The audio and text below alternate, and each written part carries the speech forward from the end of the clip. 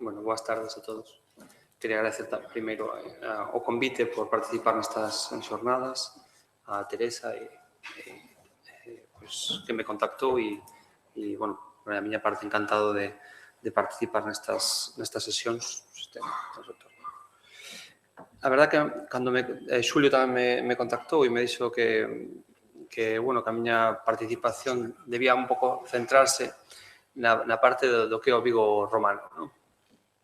Pensei que Xulio iba a falar moito máis sobre as intervencións, a evolución das intervencións urbanas en Vigo, desde os anos finais dos 80, os inicios dos 90, ata a actualidade. Entón, eu digo, pois me vou centrar un pouco máis na interpretación de todos esos datos, os poucos datos cos que contamos, e vou a plantexar ou intentar mostrar un pouco o que é o Vigo romano, o que coñecemos hoxe sobre o Vigo romano, que posiblemente se trate do maior achádego, da gran novidade da arqueoloxía galega dos últimos anos, de pasar a ser unha cidade prácticamente que non tiña uns restos romanos de entidade, prácticamente a día de hoxe é un dos xacementos romanos por excelencia de Galicia xunto con Lugo. Sí, quere, fala. Sí. Tes un, ponte aquí. Espera, disculpen, é que eu non me daba conta que estaba en dous sitios. Que estaba na xeral e estaba na introducción. Na de Vigo.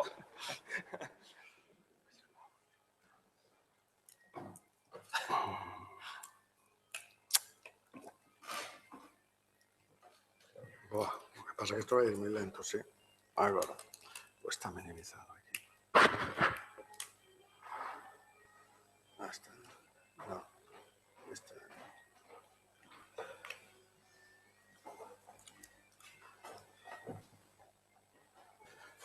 Pero moi breve. 5 minutos xa fago, Sí.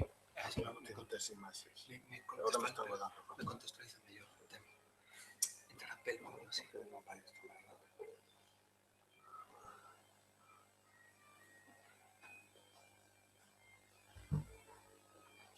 Axuda.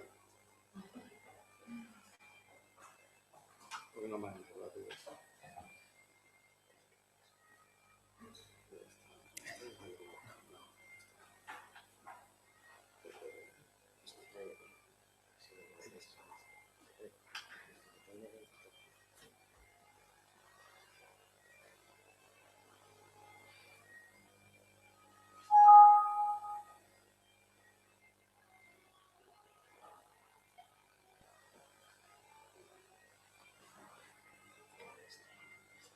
Eso sí. Non, esa non.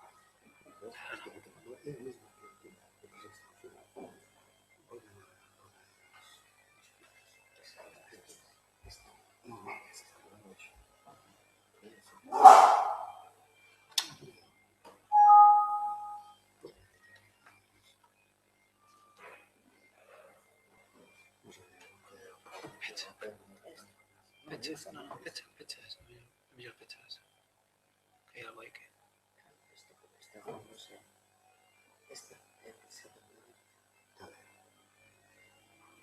Está abrindo, non? Hostia. Antes...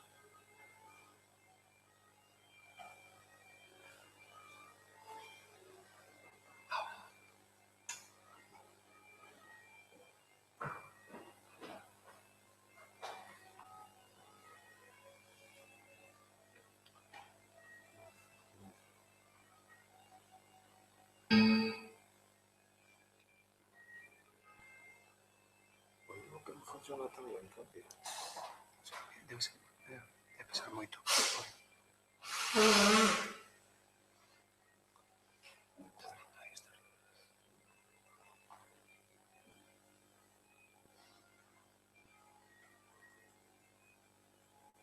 Está, non sei.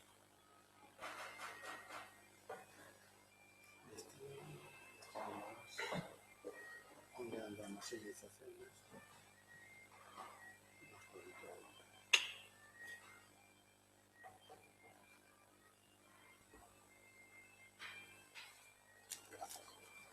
Bueno, perdón por este parón. Evidentemente, eu iba a facer a introducción, por eso Adolfo se queixaba con toda a razón do mundo, a introducción ao ámbito da problemática urbana de Vigo.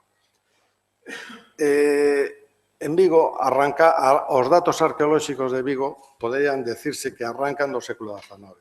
No libro de Nicolás Taboada y Leal, que é un estudioso, un médico, por certo, dos anos 40 do século XIX, neste libro se decía que desde Santiago de Vigo, no barrio do Roupeiro, por donde agora está fundado el convento de monjas desta villa, deshizo la mar descubriendo cada día adelante muros de casas, monumentos, hornos de piedra, de bóveda y otros de ladrillo por debajo de la tierra, que pregonan la antigüedad de sus primeros fundadores, como hoy se reconoce en el tránsito que de esta villa va a las religiosas.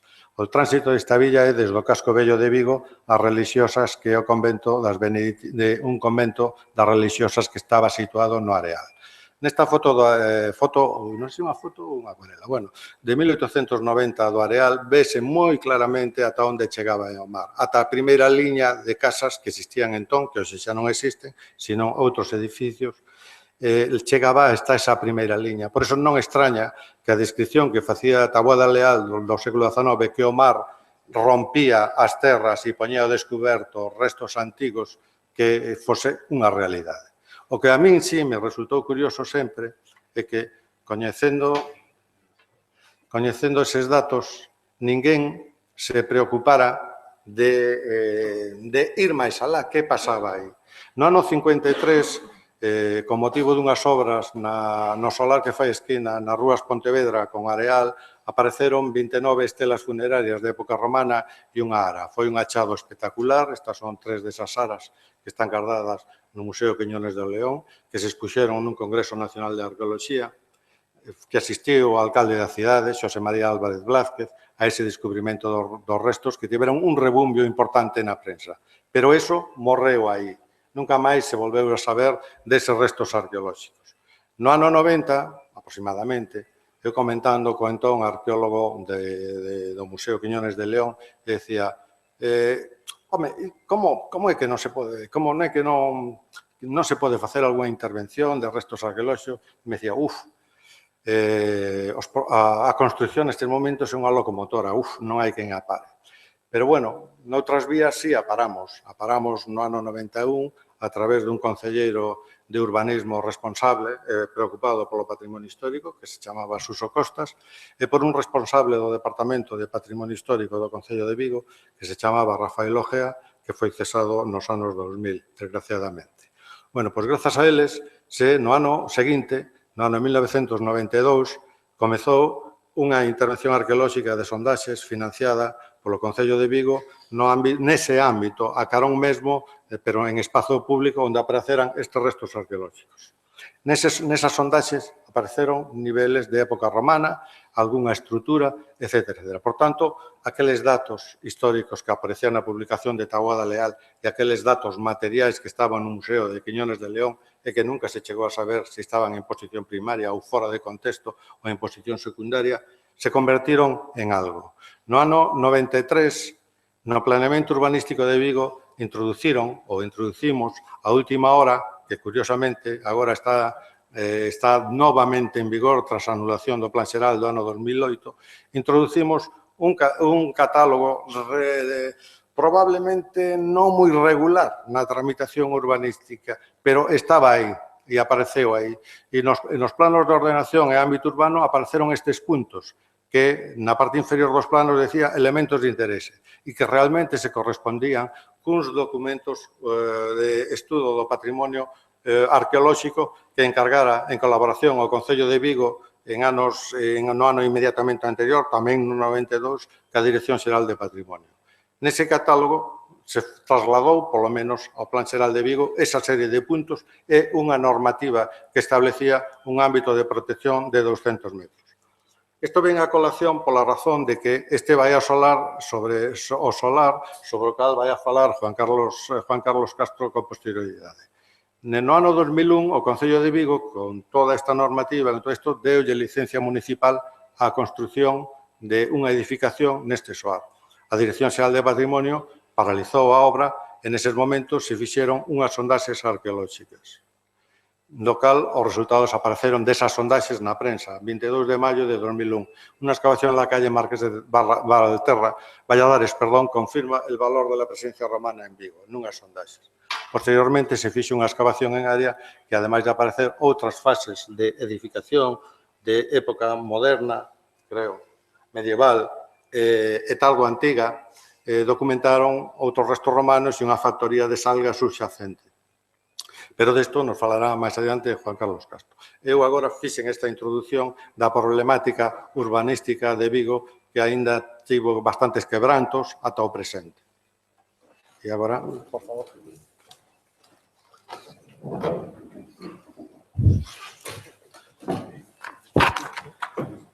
Pois como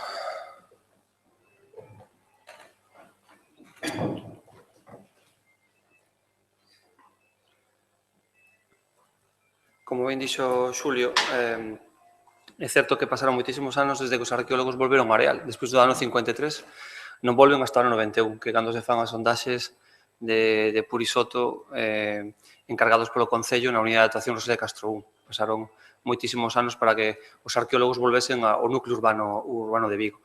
Desde aí ata a actualidade foron decenas, centos de intervencións arqueolóxicas de urxencia e que deron lugar a unha inxente cantidad de datos, tanto cultura material como datos de planimetrías, estructuras, etc., moi difíciles de procesar a día de hoxe, porque levamos certo atraso. Eu quería vos falar un pouco sobre o que sabemos a día de hoxe, ou polo menos o que eu penso que se sabe sobre o Vigo romano a vista daqueles datos, de todos eses inxentes datos, ou os que podemos manexar neste momento. Escribín a miña conferencia hoxe, porque ao ter tan pouco tempo me suelo pasar e acostumo a escribila para que, se me paso, non sexa tanto. O que vou faer é faer un pouco unha evolución dese poboamento, o que a día de hoxe sabemos sobre como foi evolucionando o poboamento a partir dos restos arqueolóxicos detectados nas intervencións de urxencia, desde época prerromana, o século I antes de Cristo, ata o século VII despois de Cristo, é dicir, o período antigo. Bueno, de todo este inxente conxunto de excavacións urbanas emanaron millóns de restos arqueolóxicos e infinita información, moita dela aínda hoxe sen publicar. Pouco a pouco os materiais arqueolóxicos, aínda que non na súa totalidade, foron chegando ao Museo Municipal e a información aflorando en traballos científicos concretos dunha intervención ou aspecto específico de compendio como teses ou traballos de síntese. Esta análise debe comezar polo punto neurálxico do pasado vigués, o lugar onde pivotou a arqueoloxía de Vigo, antes da chegada das intervencións de urxencia ao núcleo urbano, o Monte do Castro. O que sabemos hoxe do Castro, a pesar de contar con numerosas publicacións, non son datos definitivos, especialmente cando nos referimos á súa pervivencia como núcleo poboacional. Polo momento, os materiais recuperados máis antigos levanos a situar a súa construcción cara aos inicios do século I antes de Cristo, en época tardo-republicana. En troques, noutros castros costeiros, como os de Illa de Toralla, Punta do Muiño ou Torres de Padín, todos no termo de Vigo ou Chapela, si se documentaron materiais de importación do mundo chamado mundo púnico con datacións máis antigas. Materiais como ánforas do Guadalquivir, gaditanas, algunhas cerámicas comuns, que nos aportan unha cronoloxía para estes poboados desde xa mediados do século IV antes de Cristo. Sexa como fose, este tipo de materiais importados non os atopamos nin no Castro nin nas praias fosilizadas do seu entorno, como Areal, Berbés ou Coia. Partimos, polo tanto, de que o Castro atopas habitado, polo menos desde os inicios do século I antes de Cristo. Dese momento, contamos con gran cantidade de produtos importados de Italia, ánforas de Selún, lamboleadous, vernices negros, do sur da península, ánforas ovoides, gaditanas, ovoides do Guadalquivir, cerámicas comuns do Levante, etc., que mostran un importante consumo e comercio de produtos alóctonos. Estes mesmos envases atopámolos na excavación dos niveis de Praia Antiga en Hospital número 5, unha prolongación do túnel do Areal, xunto a outros non detectados no Castro, como ánforas T7 gaditanas, demostrando que o Vigo do século I antes de Cristo non vivía no Castro e utilizaba as ladeiras e praias do entorno para a obtención de recursos e como fondeadeiros do comercio marítimo de longa distancia. O máis probable é que isto se repita en todos os sectores da cidade, ladeiras norte e oeste do Castro, polo que o casco vello atoparíase neste momento deshabitado. Digamos que un pouco esta é unha recreación 3D do que sería ese momento do século I antes de Cristo, coa co castro ocupado, unha serie de camiños conectando esta zona ocupacional co nivel de praia e a praia neste principio deshabitada. Ningún dato dos que temos nos indica que existiran importantes cambios desta fisionomía poblacional hasta os inicios do século I despois de Cristo. Bueno, vemos algúns materiais dos que me fixen mención antes. Vou pasar rapidamente. Tengo que meter algúns materiais que son os que me interesan a mí, evidentemente, non tanta estrutura. Son estes materiais que nos datan esa ocupación máis antiga do Castro de Vigo, importacións itálicas, importacións béticas do século I a.C., ánforas do Guadalquivir, con selos orati, ovoides, ovoide gaditana, son pezas moi importantes, moi interesantes, porque prácticamente non se están empezando a coñecer e datan esa ocupación en torno a 50, 75 a.C., ¿no? Para Castro de Vigo, como momento máis antigo, ¿no? É durante o reinado de Augusto e coa pacificación do noreste cando se produce o paso de facto de Vigo e por extensión de toda a Galaequia a administración romana, que traerá consigo importantes trocos nos sistemas económicos que se verán reflectidos tamén no poboamento. Pouco a pouco, posiblemente desde o cambio de era, nace e vai medrando unha nova poboación ao pé de costa, un vicus, especializada na pesca, na produción de sal e na elaboración de preparados piscícolas para exportación. Cando comeza a ocuparse a costa? Os datos cos que contamos son polo momento insuficientes, pero en algúns casos bastante precisos, diferindo segundo os sectores da cidade. En xeral, na Baía do Areal, sobre a praia a niveis de marisma, construes unha enorme salina ou salinas de evaporación solar conformada por tanques escalonados en 3 niveis, acumulación, precipitación e cristalización, construídos a base dun pavimento arsiloso e delimitados con lousas de xisto fincadas, que xa puxo Xulio algunhas fotos no momento da súa excavación. No sector occidental, que sería máis ou menos este de aquí, chamamos sector occidental a unidade de actuación Rosalía de Castro I, excavada nos anos 90, e sector oriental a unidade de actuación Rosalía de Castro II, excavada a partir dos anos 2000 en adiante, bueno, 2005, creo que empezou a primeira intervención de sondaxes ata a actualidade, prácticamente, non? No sector occidental detectáronse soamente os tanques de precipitación, nesta zona de aquí, e cristalización, mentras que no sector oriental documentáronse os 3 niveis, incluso uns posibles almacéns asociados. O que parece claro é que estamos perante un enorme complexo salineiro que podería chegar ás 8 ou 10 hectáreas, sempre cando ocupen todo o terreo que separa as dúas zonas intervidas, que despois veremos, eu teño algunhas dúbidas sobre isto. Pero, cando se construe? En o Hospital número 5 se advertía a presencia baixo a salina de abundantes materiais de importación con datacións tardo-republicanas e alto-imperiais que alcanzaban o século I despois de Cristo, sen poder aportar unha datación máis precisa. Na parcela 10 da unidade de actuación Rosalía de Castro II, no sector oriental, e nas excavacións máis recentes, este lado aquí, púidose recuperar baixo a salina restos de ánforas Halter 70 e un individuo de sigilata itálica de produción padana dunha forma con spectus 24.3 e datada a mediados do século I despois de Cristo. Os datos do ano 95 e os máis recentes apuntan, polo tanto, que a salina se construiu con posterioridade á primeira metade do século I despois de Cristo, posiblemente no terceiro cuarto da centuria, en torno a 50-75 despois de Cristo. Se nos desplazamos cara ao oeste, a esta zona de aquí, no sector entre a Rúa Hospital e hipotético límite oeste da salina e a Rúa Colón, deberon existir neste momento inicial século I, segundo, despois de Cristo, algún tipo de estructuras, como as detectadas en Colón 3.5. Se cadra xa unha incipiente necrópoli que se desenvolverá entre as rúas Hospital e Pontevedra a partir do século III despois de Cristo, estendéndose cara a outros sectores durante a Antigüidade tardía. Mellor coñecido é o seguinte sector da cidade, entre as rúas Colón e Carral. Digamos que sería esta zona de aquí. Aquí, a pé da praia, construíronse varias factorías de salga de peixe. É probable que estamos a falar dunha continuidade deste tipo de industrias entre Marqués de Valladares 43 e Carral. Polo momento, temos unha factoría na zona leste e dúas máis na zona oeste, Praza de Compostela. Pero, cando se construen? Os materiais recuperados asociados aos niveis de construción da factoría de Marqués de Valladares, como terra sigilata hispánica, apuntarían cara a finais do século I e inicios do século II despois de Cristo. No entanto, unha cunca de sigilata africana da forma Eis 9, recuperada nos niveis de construción, nos leva xa cara aos mediados do século II despois de Cristo. Polo momento, hai que tomar estes datos con cautela, dado que proveñen dunha soa das factorías. No entanto, parece probable que a construción do barrio industrial Salgadeiro se produciu con posterioridade á instalación salineira. Pouco sabemos do hábitat tanto imperial no casco vello. A presencia de estructuras de época romana demostra que esta zona comezou a ocuparse probablemente desde cedo, mais pouco coñecemos sobre a súa funcionalidade, sendo probable que fose converténdose na área habitacional xunto co castro. A partir desta zona existe un hiato ata o sector de Marqués de Valterra, que non aparece nesta reconstrucción 3D. Aquí, os restos, en Marqués de Valterra, redúcense a achados materiais case sempre de época tardo-antiga. No entanto, aínda se conserva hoxe un solar na hipotética primeira liña de praia en época romana con presenza de restos constructivos visibles. No meu entender, a disposición dos muros, moitos deles paralelos, conformando habitáculos reducidos como tanques e a súa factura constructiva, podería relacionarse coa existencia neste sector de outra ou outras factorías de salga. Os antigos restos constructivos recuperados na cordeira, mar, canais, fustes, base, etc., poden perfectamente corresponderse a un establecemento deste tipo. O castro seguiu ocupado durante o Alto Imperio. Así o demostran as importantes cantidades de materiais datados no século II e III despois de Cristo. Pero, ao meu entender, a ocupación é posible que perviva ata o século IV ou incluso inicios do século V. Aínda que non sabemos se en toda a extensión do castro ou soamente en parte.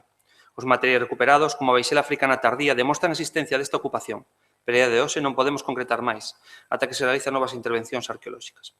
En época altoimperial, século I e II, tamén se deberon construir ou adecuar a rede de camiños, por aquí, rede de camiños que comunicaban as diferentes zonas do aglomerado.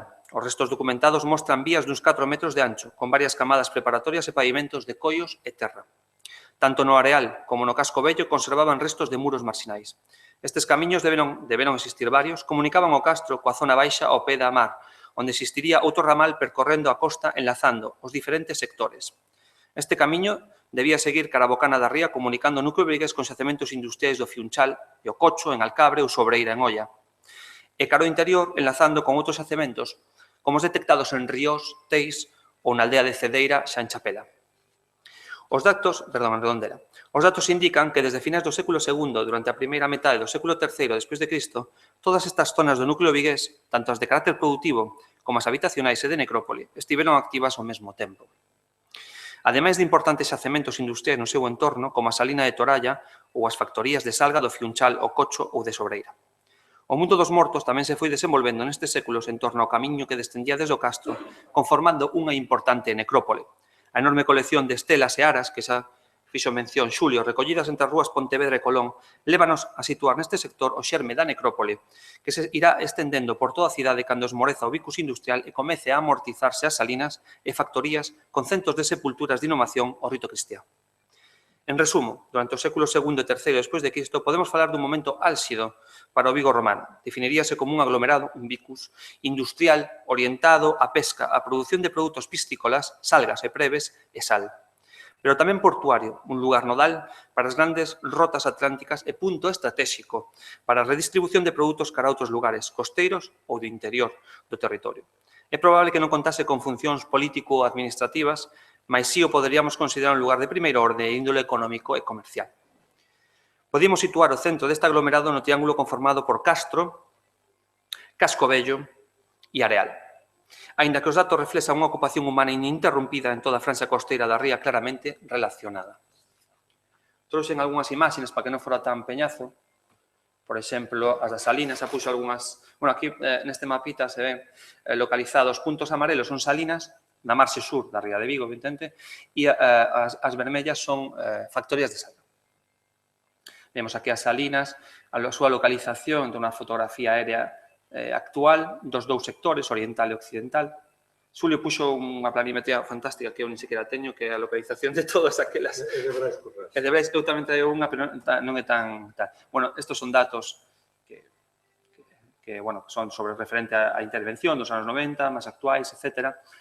Unha serie de sondaxes que se fixeron entre os dous sectores que deron positivos, en a que eu teño algunhas dúbidas, porque aquí descende nesta zona de aquí, verdad? Descende un gran regato. Por lo menos temos unha noticia que en época antiga descendía un gran regato, por tanto, podía haber unha interrupción clara entre os dous sectores salineiros, a menos que estuvese canalizado e fose aproveitado de alguna maneira, pero, ao principio parece, para mí, separados.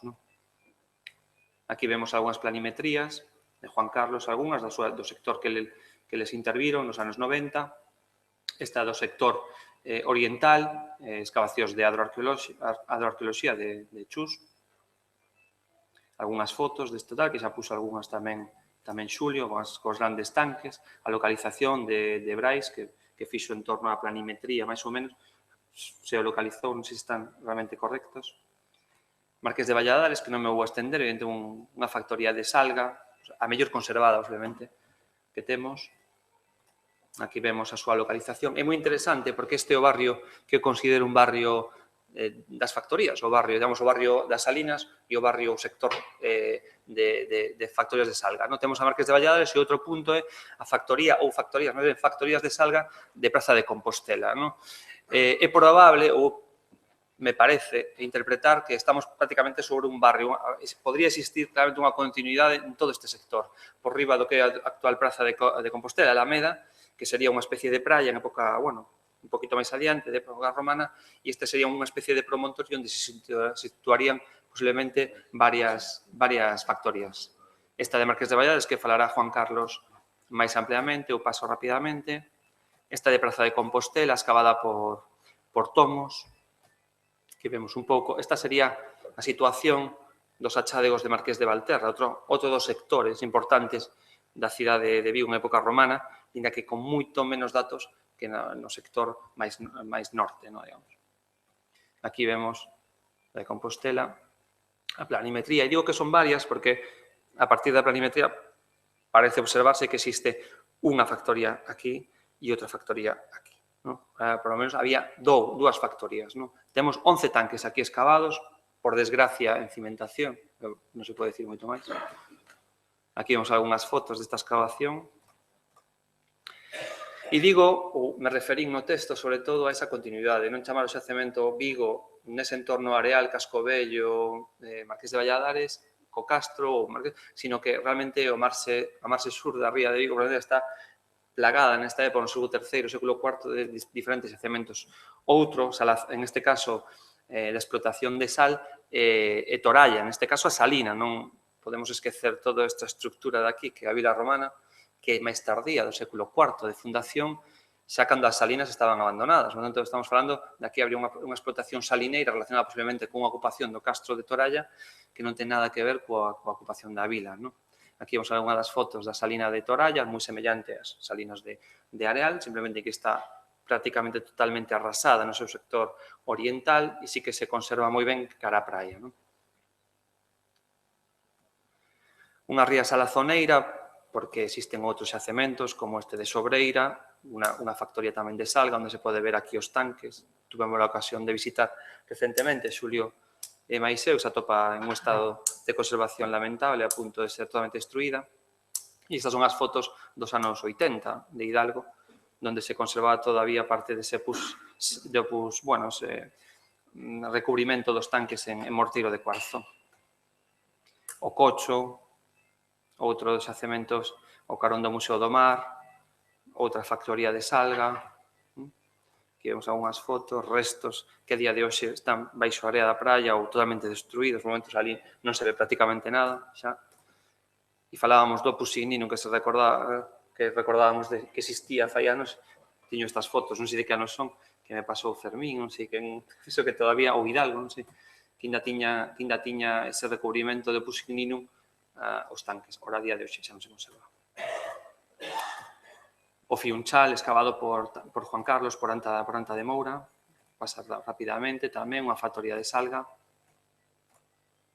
Aquí algunha das fotos, publicadas en 92-93. A necrópole, que tamén falei dela, que se iba desenrolando, sobre todo entre as rúas, Hospital, Pontevedras. Deste momento alto imperial nos interesa, sobre todo, o achadego ese xerme de necrópole do século II, ao carón do Camiño, o tema da necrópole coas estelas, coas aras, unha necrópole en principio de incineración que ve evolucionando cada inhumación, no xacemento do Hospital número 5, pois o máis importante a hora de caracterizar esta necrópole, sin lugar a dúbidas. Os camiños, este camiño que prácticamente non se coñece, ¿no? Que tuven que sacar esta foto do Atlántico porque realmente está aí musealizado debaixo do Cascovello, ¿no? Está na antiga cárcere, e unha foto da Cata 10, desta de 1992, que fixo Puri, aqueles primeiro sondaxe no Areal, despois dos anos 50, que xa detectou ese camiño que despois se detectaría en varias parcelas excavadas tamén por Anta, un poquito máis ao norte, etc., que parece que vai comunicando o Castro coa costa. ¿No? Este é exactamente o camiño que iría, digamos, bordeando o mar, o que se detectou no Cascovello. Nos vamos ao mundo tardío, non? Nalgún momento de fines do século III, ou xa durante o século IV, todo este panorama vai mudar por completo. As salinas abandónanse probablemente por unha subida do nivel do mar debido a un aumento das temperaturas cun pico máximo entre o 300 e o 400 despois de Cristo, ao que seguirán un novo descenso durante a tarde antigüidade. Os galecos romanos aproveitáronse dun momento de regresión mariña por volta de finais do século I despois de Cristo para construir as salinas en Areal e en Toralla, en barras de area e zonas lacunares creadas polo desplazamento da liña de costa. Mais o fenómeno inverso, cunha subida do nivel do mar con fenómenos atmosféricos violentos, tipo tempestade ou incluso algo máis violento, significaría o final da explotación. A inicios do século IV despois de Cristo, o sector que ocupaban as salinas xa está sendo amortizado como necrópole e en Toralla, tamén no século IV, construíse unha vila mare cando a salinas se atopa cuberta por unha duna desplazada ou creada probablemente pola subida do nivel do mar. As factorías de salga, situadas en zonas elevadas, estaban menos expostas a estas fluctuacións mariñas. Os materiais, como as ánforas do tipo San Martiño de Boudous, asociadas aos restos das factorías, demostra que estiveron en funcionamento durante boa parte do século IV despois de Cristo. Os materiais dos niveis de abandono de Marqués de Valladares dátanse no primeiro terzo do século V, polo que a factoría debeu deixar de funcionar antes, a finais do IV ou a inicios da centuria seguinte. Non temos datos concluíntes para o resto de cetarias, pero todo indica que deberon abandonarse no mesmo período. No caso das factorías, a causa do seu abandono non responde a factores climatolóxicos, máis ben apunta a causas socioeconómicas de crise xeral, inestabilidade política, inseguridade dos transportes, etc., que afectaron tamén a outras importantes áreas productoras, Troia de Setúbal ou Bailo Claudia en Cádiz, onde se produce neste mesmo período o abandono de factorías e a contracción da produción. Durante o século V, o castro irase deshabitando, ata ficar totalmente abandonado, hipótese asentada nos datos das excavacións e na total ausencia de materiais arqueolóxicos con datacións máis tardías. Os camiños que comunicaban os sectores habitacionais e productivos amortízanse con novas estructuras, especialmente sepulturas de inhumación que se dispersan por toda a fronte costeira. Atopámonos tumbas dos séculos V ao VII despois de Cristo desde o Calexón Miragalla ata o antigo cemiterio do Picacho, cunha concentración maior no entorno da Rúa Pontevedra, onde se vai a desenvolver unha importante zona de necrópolis tardoantica con numerosas inhumacións infantís en ánforas importadas de orixe hispánica, africana e oriental. É un únicum prácticamente no mundo atlántico. As estruturas deste período son moi difusas e de difícil interpretación. O que caracteriza este momento en Vigo son as chamadas terras negras, un nivel de terra de cor cinsenta escura con escasas estruturas, a maioría sen negativo, e unha grande cantidade de materiais mobles, especialmente cerámica, ánforas e baixelas finas de importación mediterránea. Este nivel aparece prácticamente por toda a franxa costeira, cubrindo os niveis dos séculos alto e baixo imperiais e correspóndese coa ocupación humana do terreo entre finais do século V e o século VII despois de Cristo.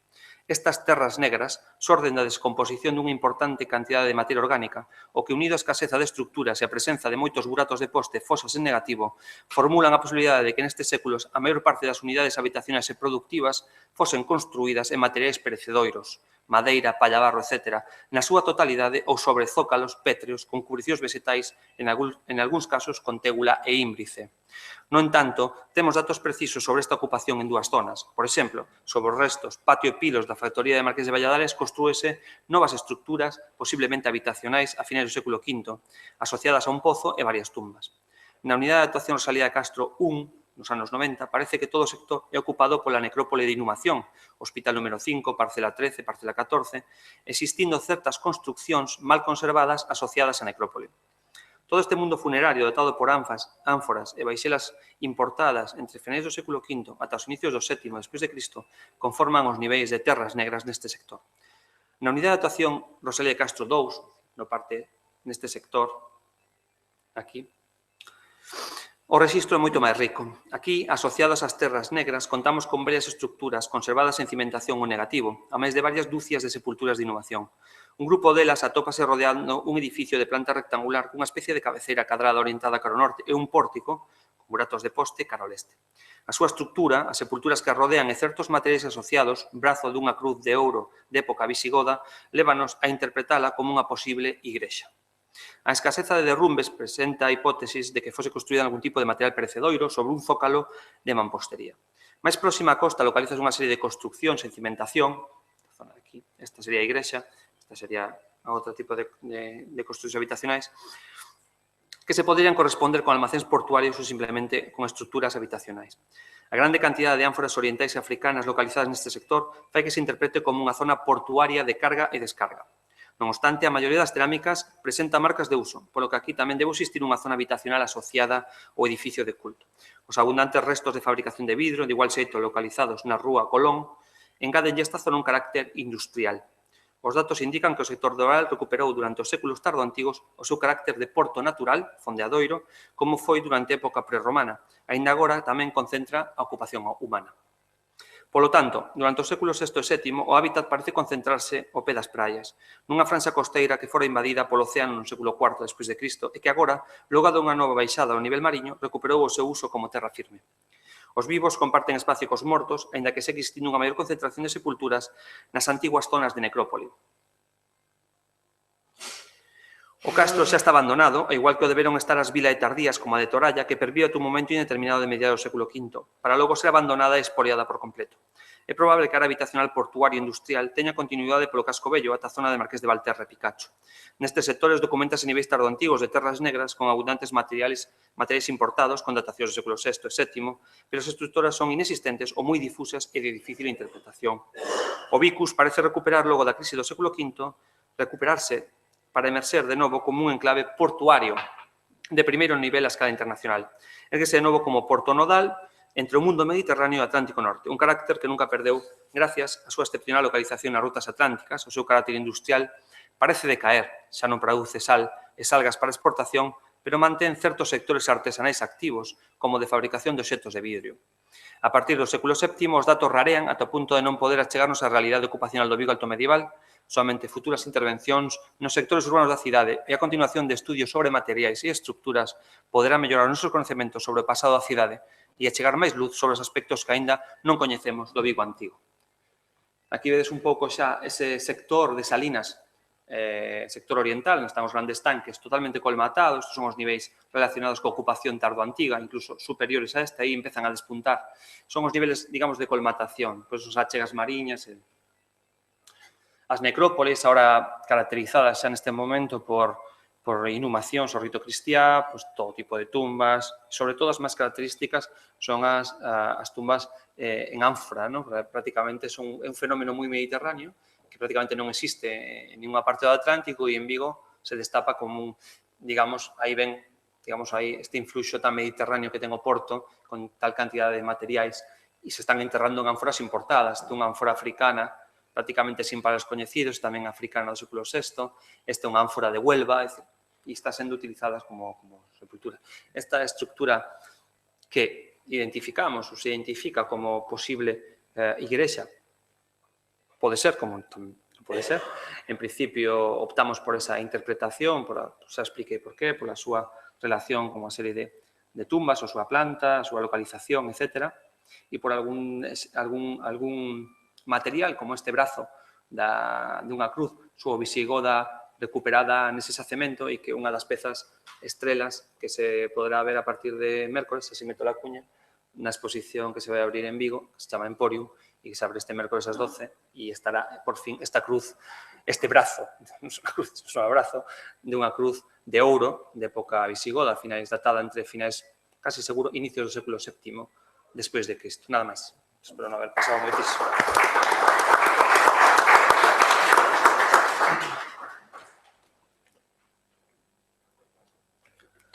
Te cedo mi espacio.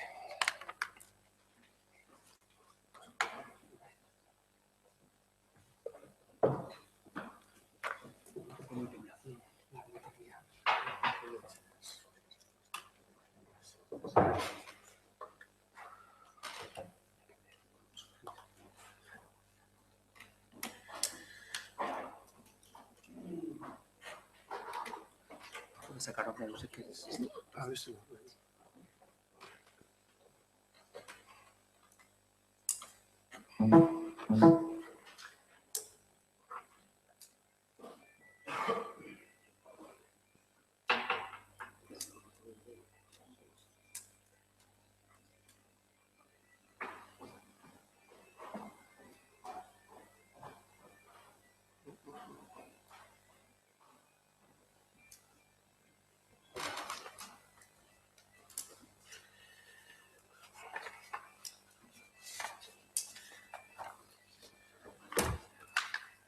Ben, boas tardes. En primeiro lugar, agradecer ao Consello, a organización, a invitación, en particular a Teresa Nieto, e felicitar tamén a iniciativa, porque realmente a arqueoloxía galega, se algunha cousa non se falta, son estes lugares de encontro, como moi acertadamente se titula o ciclo, non?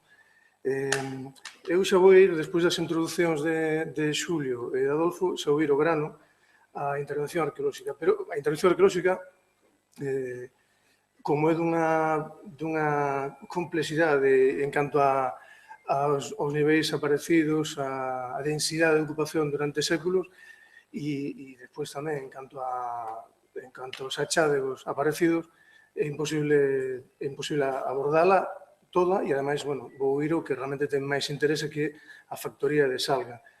Cunha introducción xeral, por suposto, e despois me vou centrar naquelas cuestións, tamén un pouco como se nos pedía, non? Naquelas cuestións xa relacionadas coa arqueoloxía urbana, presentes neste caso concreto, e que supoñen a problemática de desenvolver as actuacións na cidade. Problemática que ten que ver coas cuestións técnicas e metodolóxicas, coas cuestións físicas do espacio de traballo e tamén coas cuestións legais do marco normativo no que se desenvolven ese tipo de intervencións. Eu apuntareinas, non me meterei moi a fondo para que logo, en todo caso, quen queira desenvolver algún en concreto, adiante, cruzando os datos co que logo comentemos de Lugo. Ben, hai xa un montón de documentación anterior sobre o contexto xeográfico, físico, onde está este soar. Este soar está situado neste punto, como vedes, nesta fotografía aérea do núcleo urbano de Vigo. Bueno, este é un documento de traballo, simplemente un documento de traballo inicialmente utilizado na museografía para facer a maqueta que está no Salinae, pero, bueno, que, como o trouxe igualmente, non tiña tempo para elaborarlo máis, o trouxe igualmente para situar o soar do que vou falar eu, Marqués de Valladares, 41-43 naquele momento, esta outra ou outras factorías de Salga na Praza de Compostela 2-3, que excavou Enriqueta López, e despois tamén a zona de onde foron aparecendo en distintas intervencións os vestixios da Salina, dende a máis antiga, Hospital 5, a este sector oriental que falaba Adolfo, e despois nestes puntos, isto fixemos nós na Rúa Rosalía de Castro en relación con un aparcamento soterrado e que, bueno, en algunhas das cartas sí apareceu Salina, e no suposto de que houbera esa continuidade, nos iríamos a unha extensión, desde logo, enorme, non? Se isto leváramos, a Salina do centro Salinae, xa comentaba anteriormente, se isto leváramos a esa mesma fotografía aérea, teríamos aquí a factoría de Marqués de Valladares, aquí está de Praza de Compostela, non está marcada, toda esta zona de aquí, bueno, esta é a zona de Parcela 14, Hospital, da saíña do sector occidental, e esta é a do sector oriental. E o que está marcado por aquí, obviamente, sin un contorno duro delimitando, porque non hai datos para tanto, é esa zona intermareal, que, se a leváramos aquí a imaxe anterior, podía definir esta línea como línea de costa para a época alta imperial en baixa mar. A línea de costa, alta mar, seguro que estaba vinculada ao acceso das augas salgadas da auga do mar á Salina. E, como digo, esta zona intermareal que explica, lóxicamente, a situación das factorías de Salga e a propia Salina. Bueno, para quen non coñeza moito a topografía histórica de Vigo, como está tan modificada esta zona litoral, pois esta imaxe, un dos planos de Coello, do 1856, aquí situamos Marqués de Valladares, e fixadevos, as líneas de baixamar e preamar naquel momento, século XIX, a zona do Areal, este hospital, toda esta zona de aquí, con o núcleo Cascovello de Vigo, coa muralla aínda en pé. Ben, A intervención se levou a cabo en distintas fases. Comezou cunhas sondaxes manuais e mecánicas no ano 2001, que seguiron a un punto moi conflictivo, porque a obra tiña unha licencia completa cando empezaron coa demolición e foi paralizada pola Policía Autonómica por orde da Dirección Xeral de Patrimonio. Hai un primeiro conflicto entre o Concello de Vigo, con a licencia completa, e a Dirección Xeral de Patrimonio. Se paralizou a obra, se procedeu a realizar unha primeira intervención precedida de unha resolución da Dirección Xeral. Se fai esa primeira intervención no 2001 e, á vista dos resultados, aparecían en todo o ámbito vestixios arqueolóxicos, mobles e inmobles, se planifica e se procede a unha excavación en área de toda esa superficie. A excavación en área tivo múltiples fases de execución, en parte debidas ao propio espacio de traballo, en parte debidas a cuestións de seguridade, no sitio no que estamos traballando, logo vades a comprender mellor con algunha das imaxes, e despois tamén a propia situación conflictiva administrativa por unha banda e desde o punto de vista da propiedade por outra, que iba a pasar con isto, tendo en conta que se estaba convertindo nunha intervención de certa entidade, de moitos meses de traballo, cun equipo moi amplo, en moitas das fases por encima de 20 e tantas persoas, entre técnicos e auxiliares. Ben, como digo, a intervención se desenvolveu entre 2002-2005 en sucesivas fases e houve unha última fase logo que xa houbera unha resolución por parte da Dirección Xeral na que ordeaba a conservación do sector da factoría de Salgas e aí unha última intervención no ano 2007 que é unha intervención de tapado. Hai unha última intervención co promotor inicial. Agora, estes terreos no seu día foron embargados e pertencen a outro promotor para o que se realizou unha pequena intervención neste sector, que son 200 metros cuadrados aproximadamente, que de todo este ámbito quedaran sin sondear. Bueno, o actual propietario nos encargou que fixemos unha intervención que está rematada aí escasamente mes e pico, con as sondaxes para valorar o que quedaba do resto do soar. Por tanto, como vedes, é unha historia moi longa, dende o 2001, incluso no ano 2000, se queredes, pero desde o punto de vista arqueolóxico, da intervención arqueolóxica, dende o 2001 ata o ano 2016, 15 anos, que tiveron moitas cuestións, algunhas delas a tocarei despois, pero a trallo, e unha delas, ese cambio de promotor, pillou a empresa de arqueoloxía polo medio, non a tronzou, pero casi, e ten que ver con situacións de impago, de que se fai cargo, de que non, bueno, acabamos nun suizo, logo trairei, pero moi por encima, e logo se tedes intención, se tedes intereso, podemos abundar, porque ten que ver, eu o relaciono coa redacción do decreto, co decreto en vigor, e coas eivas que ten ese decreto, que regula a actividade arqueolóxica en Galicia e que, desde logo, necesitaría, bueno, sabemos que se está comenzando a traballar nun novo, pero que necesita unha redacción completamente nova e actualizada ás circunstancias actuais e á realidade actual do traballo arqueolóxico. Ben, volvendo á intervención, a dirección destas fases iniciais do traballo, excepto o grosso do traballo, levou, sempre a fixemos en antes, sempre coordinei eu, pero levou Carmela Torres, que hoxe non podo estar aquí, e esta última intervención, Soledad Prieto, a este mesmo ano. A densidade de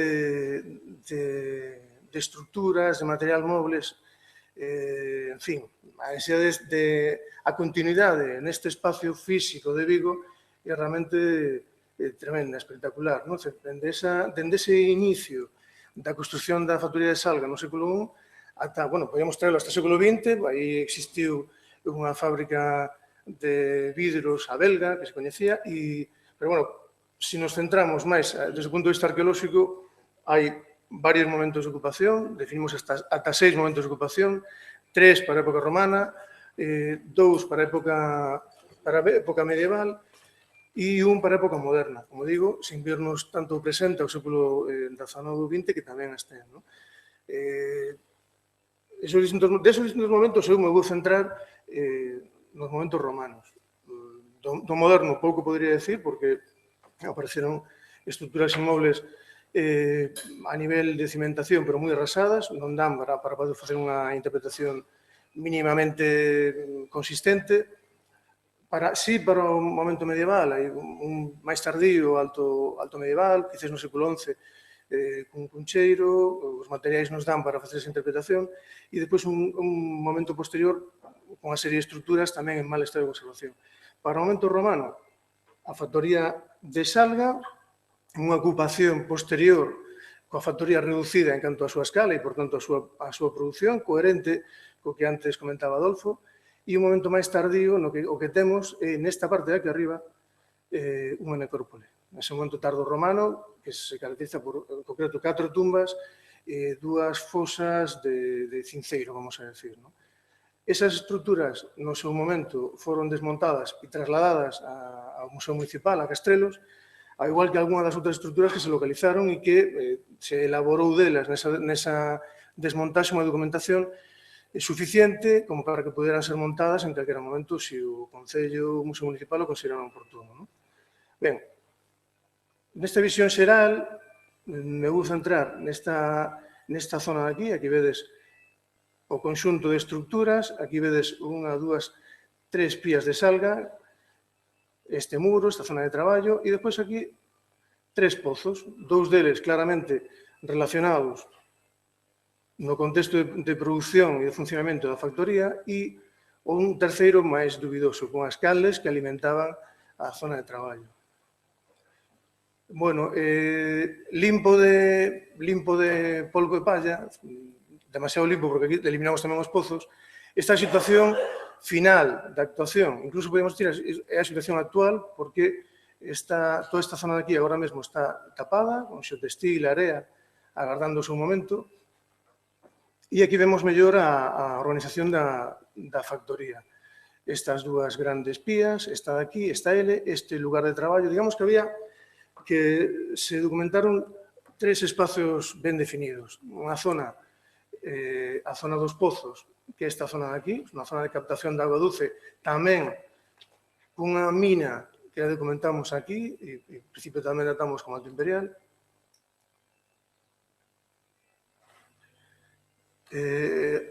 As pías de salgadura, en L, excavamos 5 pías. Alguna completa, realmente chegamos a excavar esta e esta, aquí ás veces, e estas 2 están incompletas. E esta de aquí, nas fotos vades a ver o mellor, tamén apenas podemos excavar porque se mete nunha propiedade colindante. Son pías en xeral de moi bo tamaño. Estas de aquí, as entre comiñas pequenas, teñen dimensións en planta de 3 por 2 metros e unha fondura, non estaban completas no alzado, pero unha fondura de, vamos a decir, en torno a 1,5 metros, probablemente sería maior. E destas 2, que documentamos ben, ten unha planta prácticamente cadrada de casi 3 por 3 e unha fondura de 1,80 m, que neste caso, este é un dos argumentos que fundan a boa decisión, vamos a decir, de que isto era necesario conservarlo e expolo en algún momento, un alzado completo, en parte da súa estrutura. E logo, esta outra zona de aquí, que é un espacio de traballo con un pavimento de pedra, en riba directamente do sustrato. Esta gran estrutura, este gran muro que pecha a factoría, e despois nesta zona de traballo apareceron varios muiños, algún morteiro, que relacionamos coa produción de fariñas producidas a partir das espiñas de peixe, que tamén nos apareceron. Estamos falando de fábrica de salga, non decimos que tipo de salga. Bueno, a través dos restos concluímos que, como mínimo, por suposto, unha fábrica de salga de peixe. Pero con cautela, porque o resultado, sobre todo, na zona destos moitos anos de intervencións, na zona de Andalucía, na zona de Murcia, moitas das factorías de salga de ali, sabemos que non era só peixe o que se salgaba. Bueno, esos son, nesta imaxe, vedes, por unha banda, o estado de conservación da factoría, nada que ver coa de Praza de Compostela, que estaba a nivel de alicerce, se tivo a oportunidade de visitala. Esta está en un estado de conservación, sin estar, lógicamente, impecable, moi bo estado de conservación, que se produxo gracias a que hai Na construción da factoría, que se construe ex novo, nese século I, hai un rebaixe do terreo, cortan o terreo nesta zona de aquí vedes compañeros traballando, para vexades un pouco a escala, a parte do salón, a escala humana da instalación, cortan e impotran este muro. Isto, en definitiva, permitiu que, a diferencia do estado de conservación bastante deficiente do resto do conxunto de estruturas do soar, esta parecera en bastante bo estado de conservación, como digo. As tres pías pequenas e vedes aquí esta outra grande que se mete debaixo deste patio deste edificio colindante, o cual, como que temos aquí un cuarto de caldeira e demais, e nada máis, pois cabe esperar que o estado de conservación desta sexa estupendo, sexa excepcional, desde logo. Tamén vai a saber onde estamos metidos, unha nave por aquí, un edificio por aquí, este outro edificio aquí, estamos metidos nunha excavación urbana, que se ten unha continuidade na ocupación, xenera esos problemas de estratigrafías cruzadas, niveis rotos e demais, e, ademais, nos fai que lidiemos constantemente cos temas de seguridade e saúde, non só dos traballadores, senón tamén dos edificios colindantes. Marxes de seguridade, execución da intervención en fases, en fin. Ese muro de peche en moi bo estado de conservación. Este muro, está documentado en moitas factorías de Salga, de Lugo, e se nos vamos ás de Vigo, en outras tamén, e en realidad o que fai, aparte de pechar a instalación, tamén é un cinto, un reforzo das propias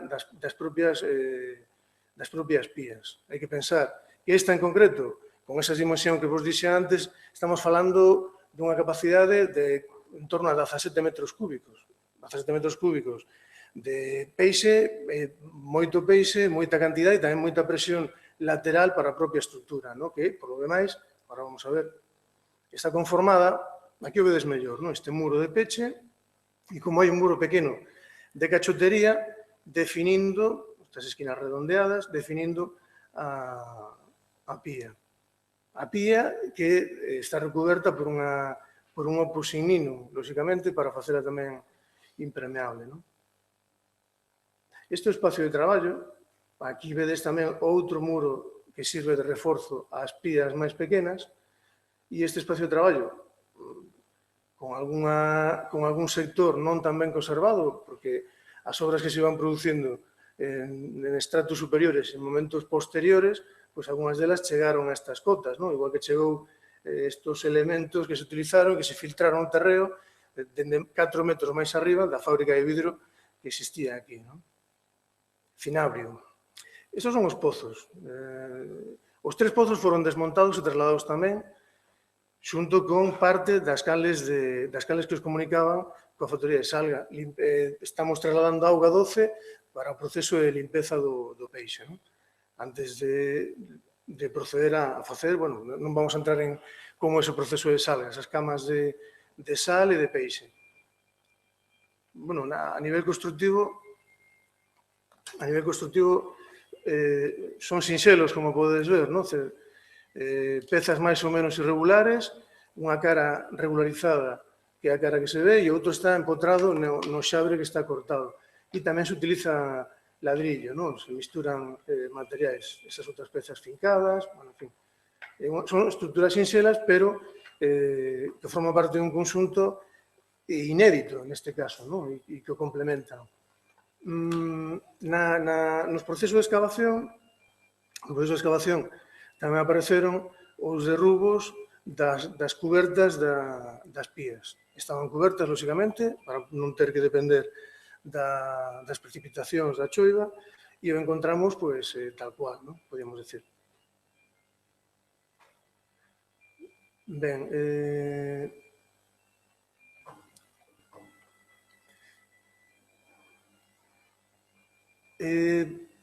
a factoría de Salga funciona, digamos que na súa máxima expresión, funcionando conxuntamente todas as estruturas, funciona con seguridade entre o século I, II, quizáis parte do século III. Nese momento, o século III, coincidindo cunha depresión xeral e tamén cunha baixada da produción, hai unha amortización de algunhas das pías e unha reducción da produción. E unha reutilización, unha amortización dos espacios de traballo, en particular, algunha das pías e, sobre todo, ese patio, esa zona de traballo que víamos antes. Con todo, sigue en funcionamento ata o século IV.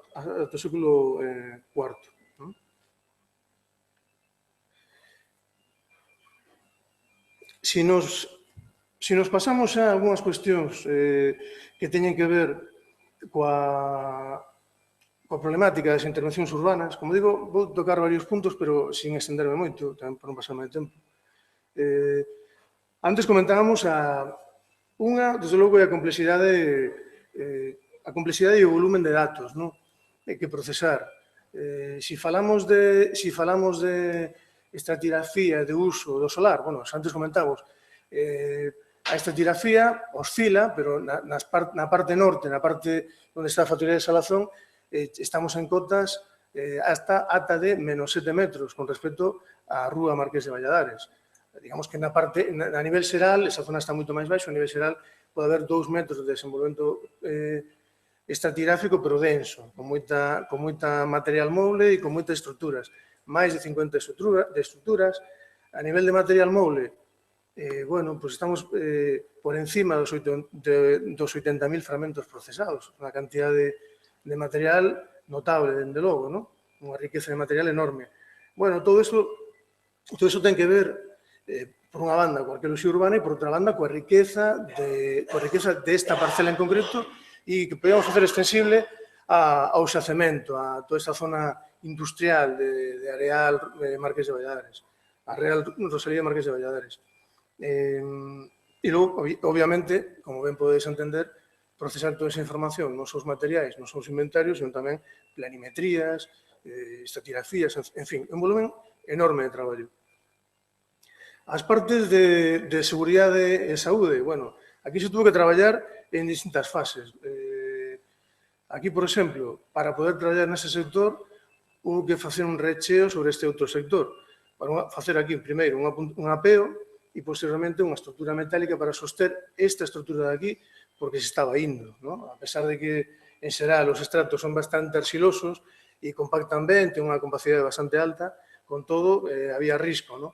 E o risco significa non só risco para as persoas, sino tamén risco para os inmobles, como antes decía, risco para o seguro do arquitecto da obra, que lle poderían ir encima, en fin, hai unha problemática bastante complexa. Como digo, isto arqueolóxicamente non é o desexable, como podedes comprender. O que queremos é traballar e ter todo a vez, ¿no? Pero isto non é pense traballar no monte, nun castro. É bastante máis complicado por isto que vos digo. Aquí, marxe de seguridade, esta zona de aquí, este edificio, un garaxe, continúa en fondura, co cual o que hubo que facer foi simplemente rebaixar o muro anterior, este muro de aquí que vedes rebaixado, para evitar que hubiera algún tipo de desplome. Pero aquí, por exemplo, quedou algún sector que non se pudo chegar a tocar 100%, porque era excesivamente arriscado para este edificio de aquí. Bueno, esta foto seguramente ilustra ben o que vos estaba dicindo. Fixadevos onde estábamos traballando, fixadevos onde está a sala, non? Neste sector, aquí está a estrutura esta de contención configurada.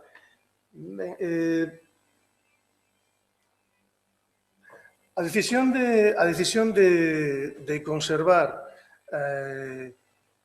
o conxunto da factoría de Salga, dende logo, a mí pareceme acertada, non só como arqueólogo, senón como ciudadano.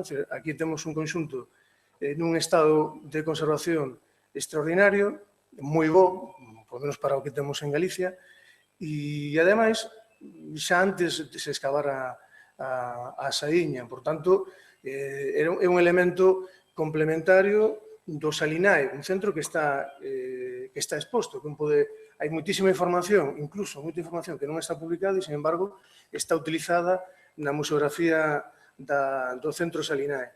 Por tanto, sería un binomio fantástico para poder, ademais, a só 200 metros de distancia, para poder comprender o que foi o nacemento do Vigo, que casualmente, ademais, e no caso de Vigo, estou dicindo neste caso, non polo interés que poida ter a administración autonómica, sino, ao mellor, incluso a propia administración local, en decir, bueno, Vigo, que é unha cidade que baseou sempre a súa historia, a súa forza no sector pesqueiro, nas conservas, na salga tamén, pois tiña aquí un primeiro referente non casual, desde logo, porque os elementos que levaron a construir nas Rías Baixas, bueno, en concreto a Ría de Vigo, tamén podemos decir na Ría de Pontevedra, fábricas de salga, en momentos tan distintos como o século I-II, ata que logo chegan os fomentadores cataláns no século XVIII, son máis ou menos os mesmos, non? Ten un enorme potencial, unhas rías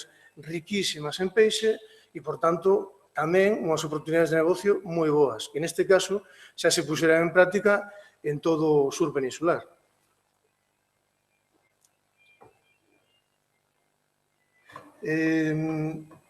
Como digo, esta situación de que esta estrutura se conservara xenerou un montón de problemas. Algúns tiñen que ver coas resolucións, con esas licencias iniciais que estaban concedidas e cos problemas que daí se derivaron. Hubo un primeiro acordo, un primeiro convenio que non chegou a ir adiante a tres bandas, entre o Concello, entre o promotor e entre a Xunta de Galicia.